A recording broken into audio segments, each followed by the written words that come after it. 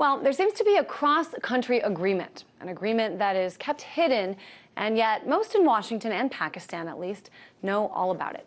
I'm talking about drone strikes in Pakistan.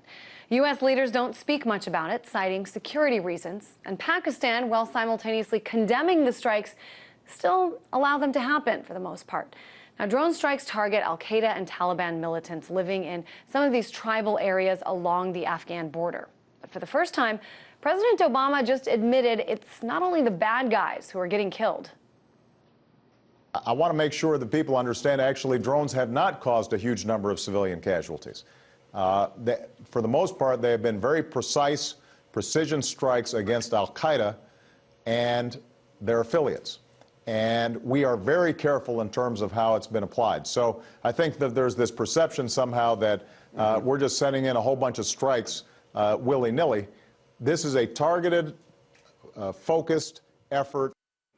So for the first time, President Obama actually talking about these strikes, saying not too many people are killed, but it goes a little deeper than this. And I want to take a look at some actual numbers here that the president didn't mention. This is according to a report put together by the Bureau of Investigative Journalism. Between 2,000 and 3,000 people have been killed by drones in Pakistan. And of those, as many as 780 are civilians. 175 have been children.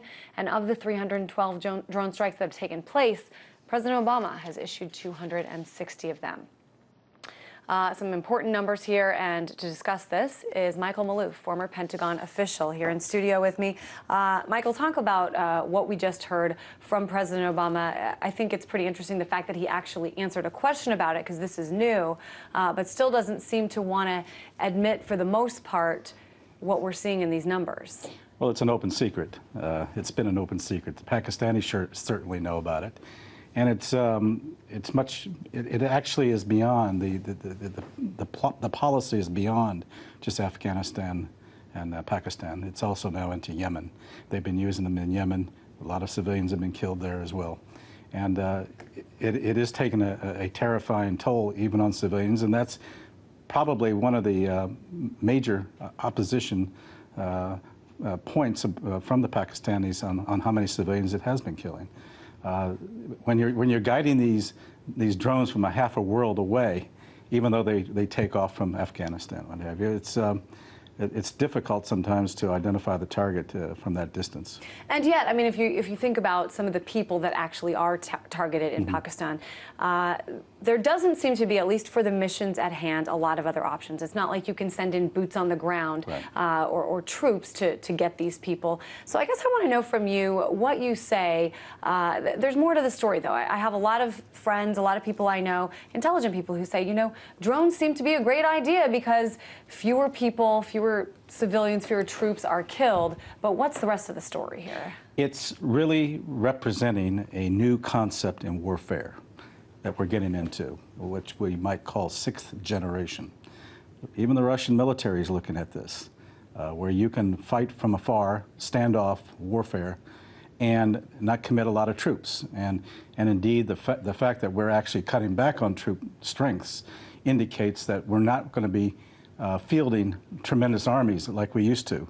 It's going to be much more unconventional, asymmetric, and the use of drones and other means of standoff warfare is going to be the norm.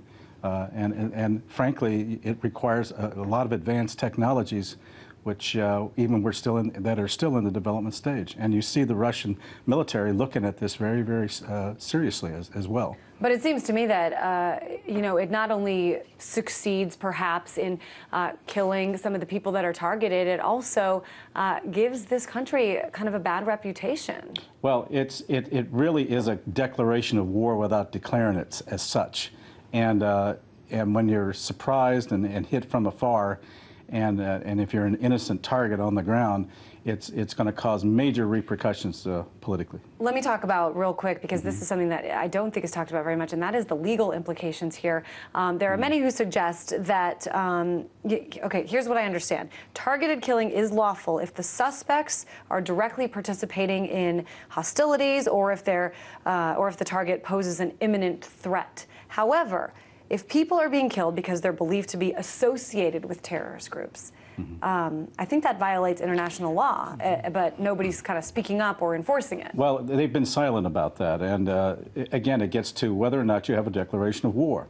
And secondly, when you hit a compound which has a lot of women and children associated with the target that's there, you're going to have so-called collateral damage.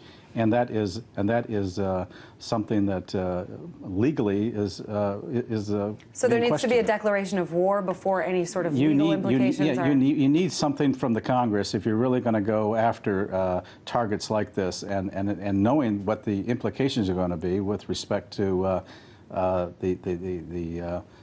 the outcome of the devastation, namely other innocent women and children, especially.